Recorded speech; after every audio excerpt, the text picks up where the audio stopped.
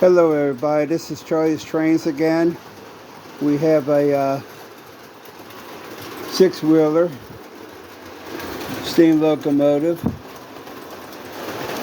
and it's pulling flatbeds with trailer trucks on top of it. One is the ABC trailer for the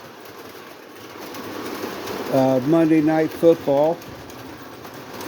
And then we have a Shell trailer truck and a Santa Fe boxcar. Everything's looking good. It's coming through the train bridge now and come around the bend. I hope everybody enjoys this video. If you could, please subscribe to me to Charlie's with apostrophe S Trains 9169. I appreciate it. Thank you for watching, and I hope you have a great day. Thank you.